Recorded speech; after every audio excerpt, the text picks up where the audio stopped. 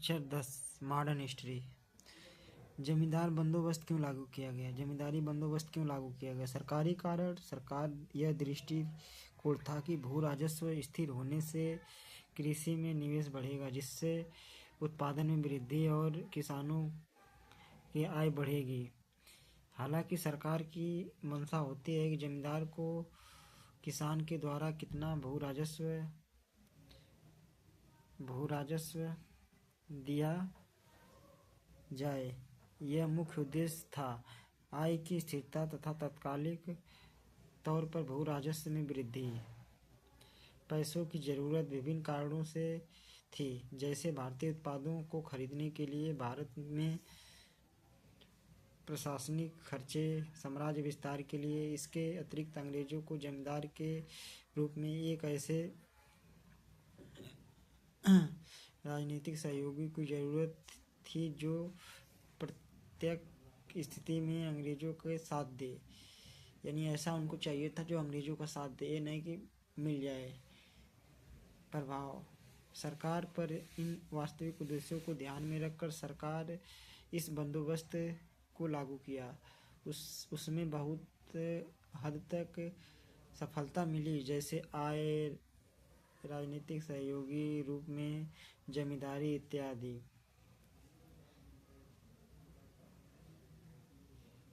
भू राजस्व स्थिर जाने के कारण भविष्य में राजस्व की वृद्धि की संभावना नहीं रही। किसानों का बड़े पैमाने पर शोषण हुआ। इससे किसानों का शोषण होता था, किसानों में असंतोष बना रहा। आगे चलकर इन सब के लिए ब्रिटिश सरकार उत्तरदायी माना गया। जमींदारी पर नकारात्मक प्रभाव। भू राजस्व वसूली को कठोर शर्तों के कारण प्रारंभ के 20 वर्षों में बड़ी संख्या में जमींदारी के अधिकार को छीन लिए गए। इनसे न केवल आर्थिक नुकसान हुआ, बल्कि उनकी सामाजिक प्रतिष्ठा पर ठोस पहुंची। सकारात्मक प्रभाव। हालांकि यह बंदोबस्त जमींदारी के लिए अधिक फायदेमंद, जमींदार की आय की वृद्धि हुई। अंग्रेजों ने नज़दीकी संबंध के कारण उनका राजनीतिक महत्व भी बढ़ा। अनुपस्थित जमींदारी। किसानों पर प्रभाव। सकारात्मक। भूमि पर मालिकाना हक समाप्त हो जाने के कारण न केवल सामाजिक प्रतिष्ठा को चोट पहुंची, उत्पादन की स्वतंत्रता भी छीनी गई, क्योंकि किसानों को भी जमींदारी की दया पर छोड़ा गया। जमींदार के द्वारा प्रायः अधिक से अधिक भू राजस्व की वसूली की गई, यहाँ तक कि सामुदायिक संपत्ति उपयोग स्वतंत्रता समाप्त हो गई। इनसे किसानों को आर्थिक दबाव बढ़ा, उनके कर्ज लेने की बाध्य होना पड़ा। भू राजस्व की कठोर नीति के कारण उलझना पड़ा। प्रशासनिक मशीनरी एवं न्यायपालिका पर भी जमींदारी राहत नहीं थी। कुल मिलाकर गरीबी गरीबी में फंसते चले गए। इस जमींदारी बंदोबस्त के कारण अंतर्गत भूमिहीन किसानों की संख्या बढ़ी। जमींदारी और किसानों के बीच बिचौलियों की भी संख्या बढ़ी। रैयतवाड़ी बंदोबस्त। मद्रास, बम्बई प्रांत के असम क्षेत्र पर सर्वप्रथम 1792 में कैप्टन रीड एवं थॉमस मुंडो के द्वारा 12 महल क्षेत्रों में प्रायोगिक तौर पर इसे लागू किया गया। 1820 के दशक में बम्बई प्रांत में एलिफिसेंट एवं मद्रास लागू किया। सरकार यह मत था कि इस क्षेत्र में जमींदारी नहीं है। टीपू सुल्तान भी किसानों से प्रत्यक्ष भू राजस्व वसूला था। सरकार पर यह तर्क आंशिक तौर पर सही क्यों नहीं, इन क्षेत्रों में जमींदारी थे। वास्तविक कारण था ब्रिटिश औद्योगिकीकरण के कारण भारत को बाजार के रूप में स्थापित करने की योजना बनाई गई। इसके लिए आवश्यक था कि भारतीयों के पास क्रय क्षमता था।